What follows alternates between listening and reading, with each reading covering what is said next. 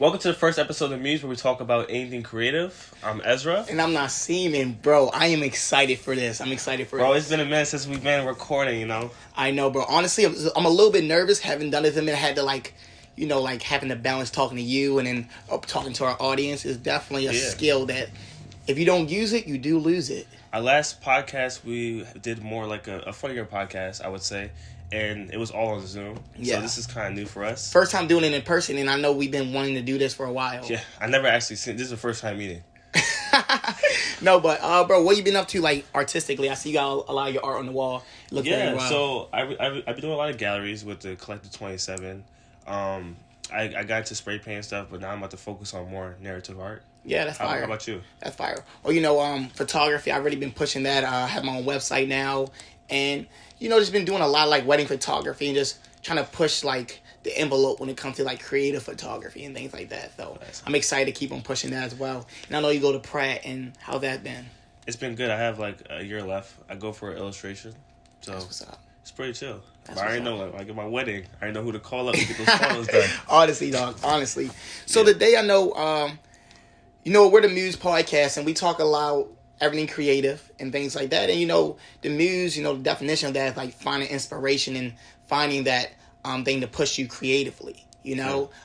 So basically, I think it's just right for our first question to be, or just our first conversation to be about is, how do you find inspiration? And we can start there. Like, how do you find inspiration? Well, so since mainly I do illustration and paintings and stuff like that, I do find a lot of inspiration from just random situations. So, like, say I'm trying to do an illustration because I like to do things that are, I would say, kind of like, what's going on here? Right. So for instance, sometimes I would be like, we got a frog in a hot sauce bottle. Just put the frog in the hot sauce bottle while there's a little kid putting the hot sauce into a bowl of cereal. And the bowl of cereal has turtles. Take notes. I don't know. Because when you check out this guy's Instagram, there's a whole bunch of different things going on. A lot of different components. And I definitely like that about your art because it's just like, it is the randomness about it. Like the randomness about your artwork, I think it adds towards it because it shows like real creativity. Why is all these components coming together and like what type of narrative is this creating? Yeah. So I think that's very like powerful for real. And that's a good way to find inspiration. When it comes to like inspiration, how important do you think as an artist that is to have? I mean, I feel like it's depending on your goals. Like, I know people who consider themselves artists just for like fun, and it's like they create work and it's art. They're expressing a mood or idea, emotions. They're translating through whatever medium they're working in. But I do feel like if you want to be up there, I don't think that inspiration is necessary. I think it's more about like motivation, and are you willing to just keep going at it even when you don't feel inspiration? But inspiration is always a plus. It's hard to not be inspired, especially nowadays with like social media and things like that. 100%. And I feel like as an artist, you most likely want to be an artist when you see other artists. So that's going to be your first influences. Yeah, I mean, I probably got a different take on that. You said a lot, and I definitely agree with a lot of things you said. But when it comes to inspiration, I think one of the first things that artists should do, in my opinion, and in just in my experience, is find artists who inspire you. That's like going through like art history. Okay, what period of art inspires you? What exact individual inspires you as well? Because for example, I know growing up, when we was in high school together, people ask me, not seen, who's your favorite artist? Who's your favorite artist? And I'll be like, dude, Ezra's my favorite artist. And that's just because I didn't like expose myself to too many artists, but also I was always blown away by your work. This is true for real. And it's like, well, of course, I don't think like you. I don't draw like you. I never wanted to make work like you, but I was always like, dude, that's one of my favorite artists. But once I started to carry myself in, once I went to college and stuff like that, and like got exposed to different photographers and shit like that, like going in parks and stuff like that. Like I'm like, dude, like, bro, like, all right, bet. Like I like these components of this person's artwork. I love these components of this person's artwork, and I think number one is like, how can I give value to these things? I got written down here like, okay, you can be inspired, but if you're not adding value to that inspiration, then dude, like, it's more work that needs to be done, you know? Sure. That kind of makes me curious about what are your thoughts on the end cap of where inspiration ends and when appropriation starts. That's a good question, bro. And I think like it's a lot of artists that does benefit from appropriation. Yeah. You know, I'm pretty sure. What's his name? Dude, what's his name? I don't know. Picasso. Ryan Picasso, like Picasso's one of the biggest artists. I mean, it's just like sometimes I'm like, dude, like, bro, if this man just didn't, he was just a dude who traveled, went to a part of Africa or just different parts of the world, like got inspired, but like just appropriated that work. And I don't know what exact value he added. One, because I've never been to those countries. Yeah. Because if I was there, I can see the degree that he added his own creativity into that work. But like he had the whole thing with like the African mask. Like if you look at his paintings, his cubism paintings, a lot of the faces look just like, you know, traditional African masks and stuff like that, ceremonial masks, you know.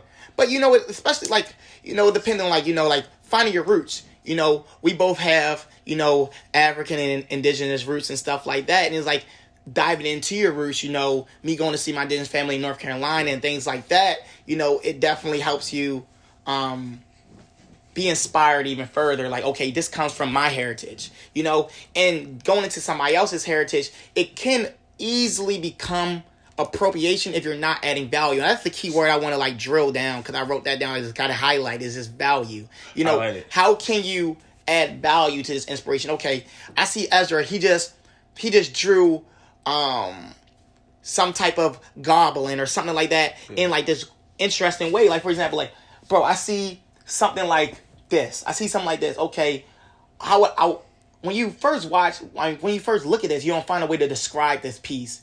And if I just said, okay, let me replicate these colors, this design patterns, these design compositions and stuff like that, the design traits, then dude, I'm not adding any value. I'm just replicating. You know, but if I'm like, dude, I like these colors, I'm going to take that, I'm going to go get inspired by my own life and things that I went through and things like that and add them together, you know? And I think that's the main thing is value. And that's also another thing. Like, you're saying that you're using this as an example, which is a painting. Mm-hmm. You're not necessarily a painter. Facts. So, you know, what are some examples of artists that you enjoy that you feel like pull from things that are not the same medium that they create? That's a good one.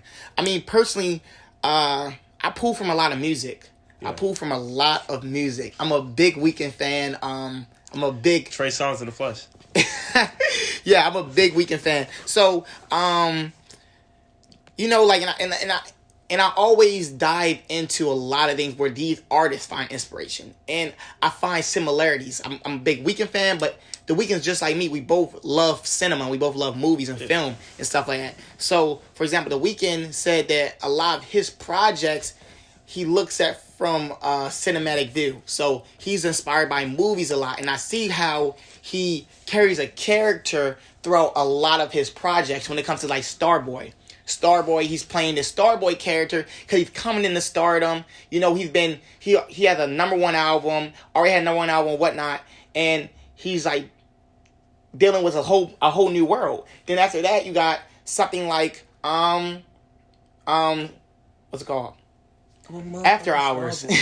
You got After Hours, and After Hours, you already know the great things he did when he wore like that same red suit. He performed for the Super Bowl, but like every music video like had a theme around it, and it was telling a narrative, and then progressing. Definitely coming into Dawn FM, like he even played a new character. So it's just like it's music, but you know, music and movies go hand in hand because you know, depending on but you know The Shining, The Shining got a lot of people inspired. Facts. So like The Shining and like having that song that's like it's drilled in your head. Like when you think about The Shining, you think about this sound. When you think about, for example, Jason. Is it Jason? Yeah, like that, whatever, that, like that really scary, spooky music. Yeah, that shit. Yeah. So it's just like, obviously, like a lot of things you can like carry, you can put together, you know?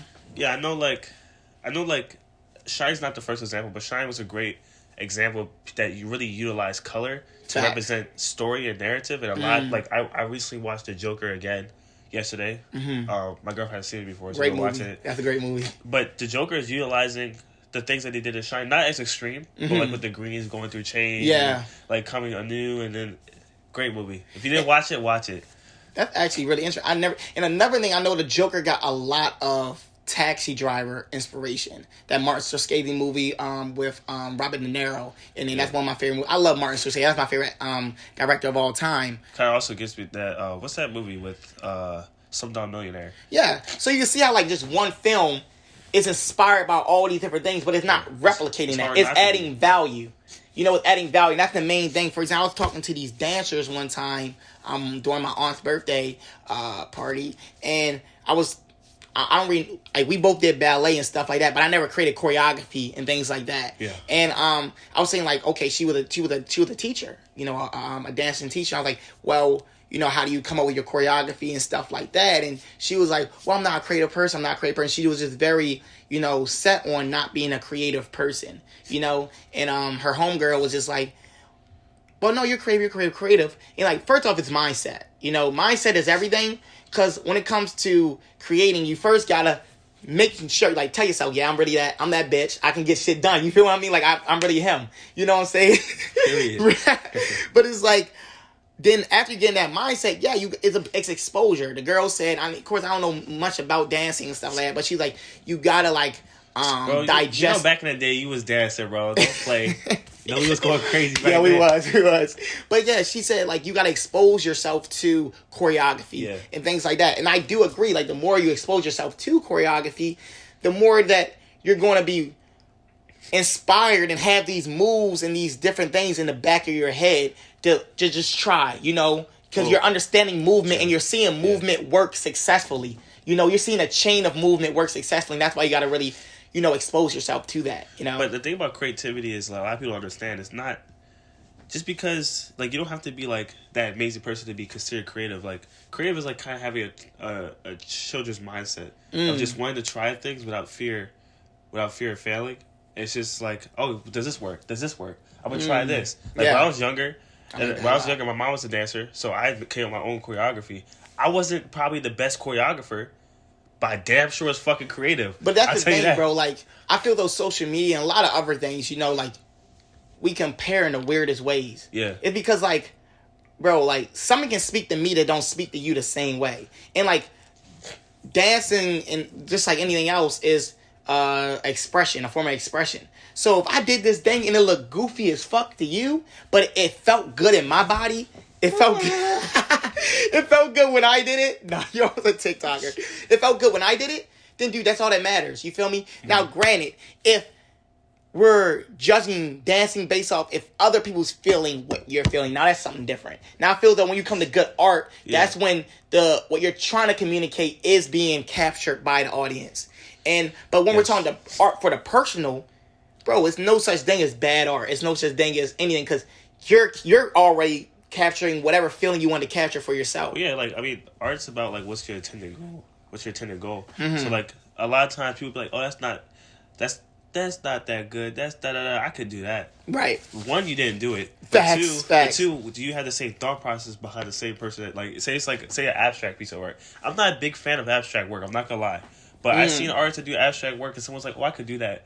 But what is your feeling behind it? That's interesting. Are you just trying to emulate the look of it? Facts. Or do you have the same emotions? Like I said, bro, it comes back to is how are you adding value? And I mean, a lot of times adding value is just adding yourself, adding your own experiences. That's value. And another thing I wanted to ask you, just to shift the conversation a little bit, is how important do you think finding inspiration for the artist really is? I think, to be honest, it is important because sometimes I ain't gonna lie, a lot of artists have a lot of pride.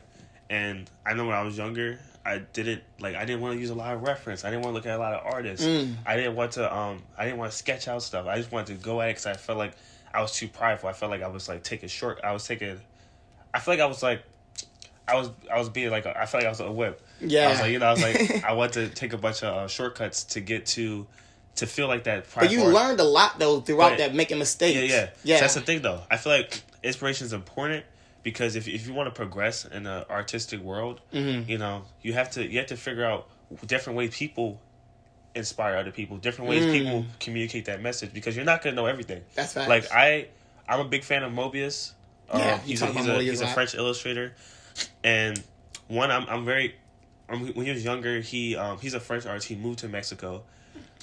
I think it's Mexico, and he was in now like the Western type of vibe, like the sand deserts, and he came up with this whole thing of you walk into the desert and random shit happens, basically. That's fine. And that in itself, it was inspiration for me, and I feel like, oh, how does people look at this and be like, oh, I feel drawn to the piece, and even if you're not trying to look for design elements, you have to see how people communicate, because art is a communication. That's a form of communication. It's a form of language. That's facts. And another question is, what do you say to an artist that is struggling with finding inspiration? You know, and that's really correct. That's really working on their level of work or amount of work that they're pushing out or working on. You have to look into yourself, because a lot of times, like me personally, I could use myself as an example. Mm-hmm. I have gotten to the point where I'm like, all right, I want to push out as much work as possible. Yeah. Another piece. And sometimes it may seem kind of stale. It's the same thing over and over again. But I would like to self-reflect and realize, like, think back to, like, okay, what's fun to me? Right. The fact of the matter is that when you start being critical of your own work, is because you're not having fun anymore. Mm-hmm. And like most people who are enjoying what they're doing, they don't think about that. They're just having fun with the next piece, and not being so critical and trying new things. You know, like I know with these things where you was like trying to put in different materials in your work, like that was experimental. So being experimental also brings that fun element to it, right? You gotta be experimental from the right perspective. Like I'm being experimental to try new things, to find new components that can work for me, and I'm not gonna put too much pressure on myself for it to be good. In something that's an experiment in the first place. I can't make a Mona Lisa with something that was already an experiment. Now it could pop out like that, but be free and and allow it to come that way. Allow it to come to you that way. You can't be too hard on yourself. That is fact. Because if you're too hard on yourself, you're gonna break. You can't. It's, of course, being critical of yourself is not like necessarily a bad thing. Yeah. It's good to self-reflect and realize where your faults lie, like what things you need to work on. X. But do it with like an open mind. Like, understand that everything's not going to happen overnight. That's true. So that's true. That's why when you get inspired, a lot of people actually. That kind of leads us to the next part, but I'll get to that. Yeah. But like a lot of times when people go on Instagram or social media, instead of being inspired, they feel down on themselves. Like this person's so good. Facts. This person's this, and I feel like it is hard to get inspired nowadays. And I want to lead to the next question though. Like, do you feel like too much inspiration is a thing?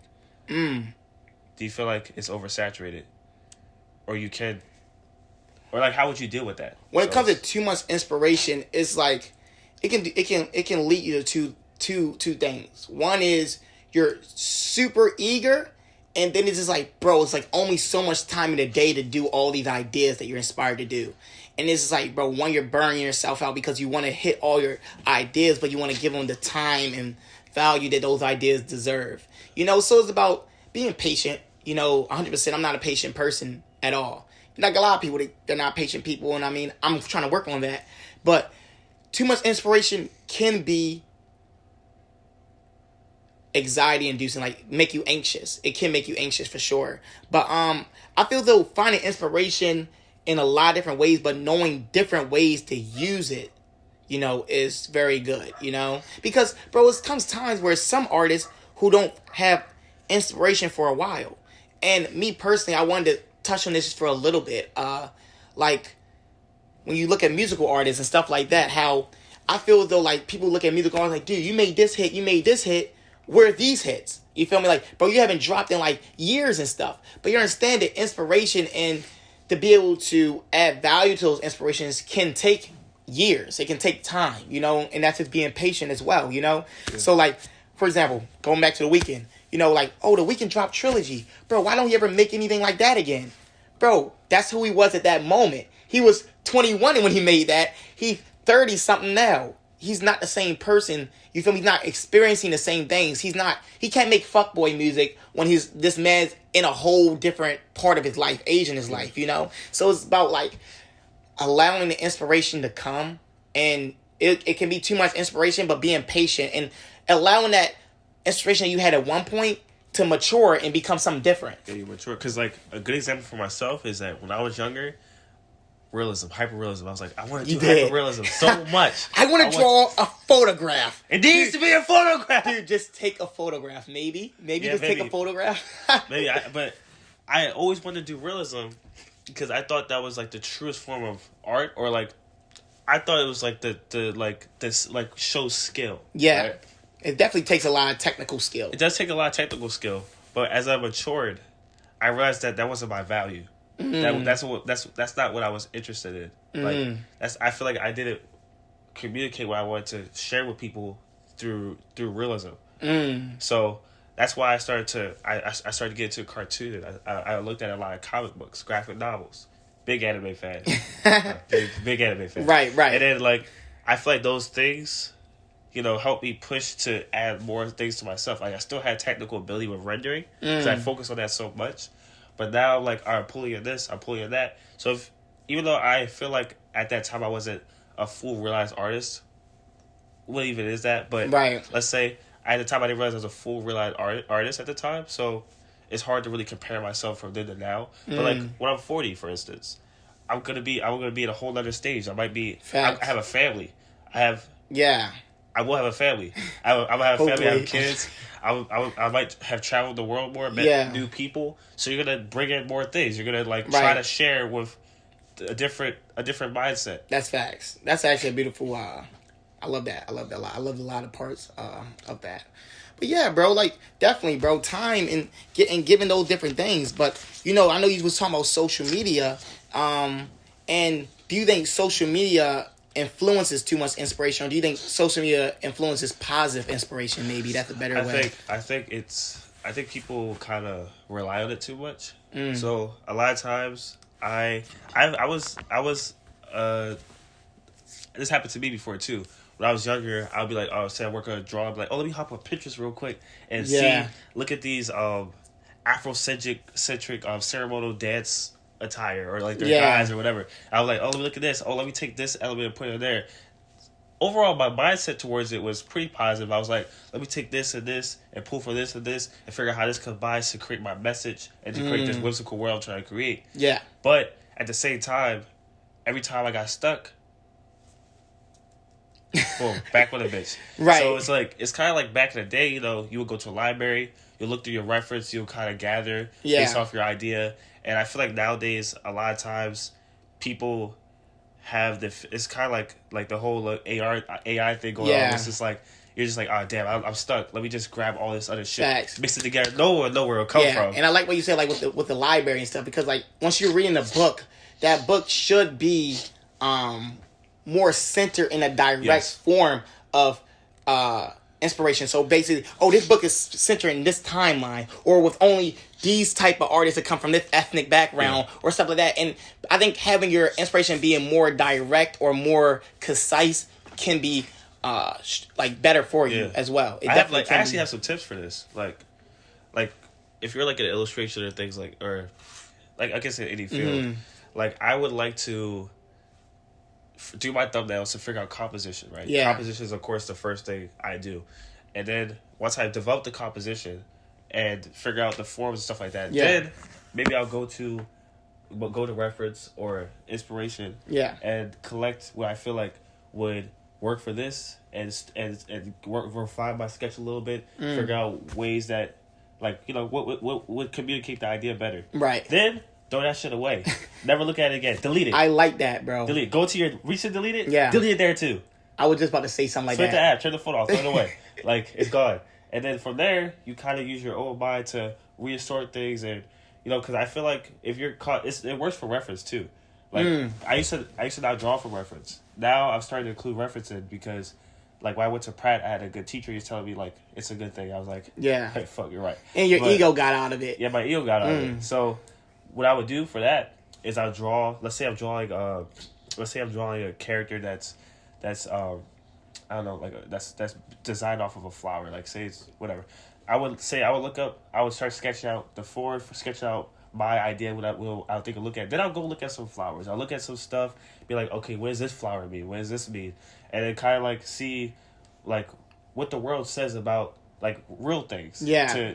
To include it to my imaginary thing. Once I looked at that, it gained more knowledge. Then I don't look at it again and go from there. That's more. actually so, really powerful. That way you can kind of manage how much you're using instead of the whole way through. And it comes out of you more. Because I was just about to say, for example, I was ready to give a little story. So I was talking to one of my friends who do music.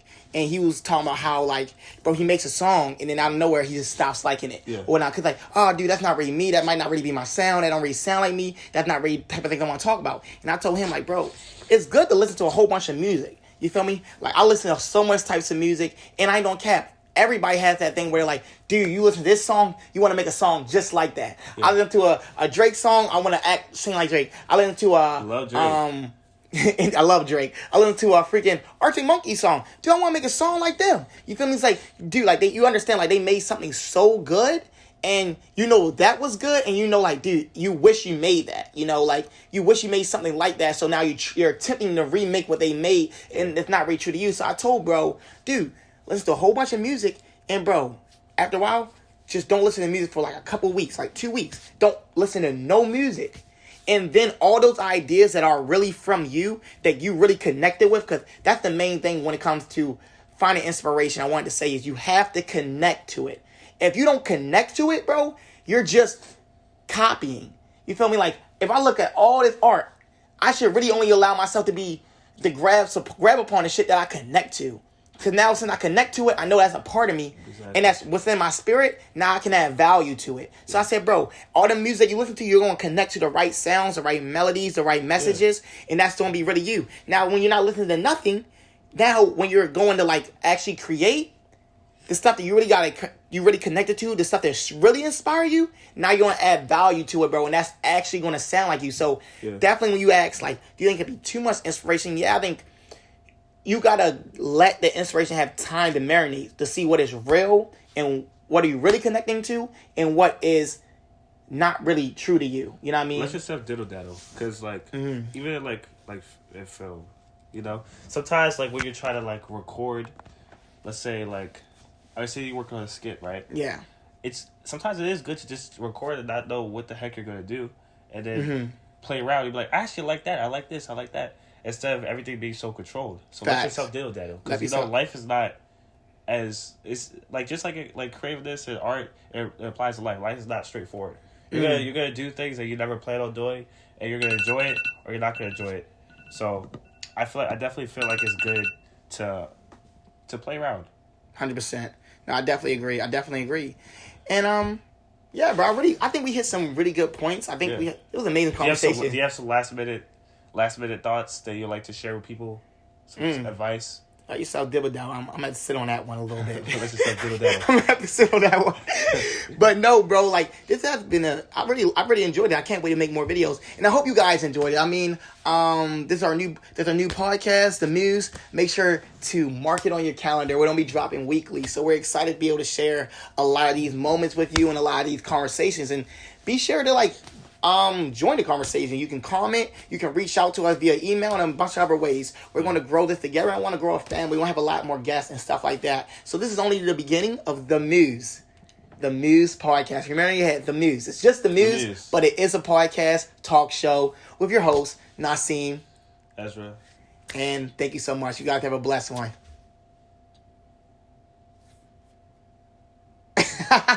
That was great.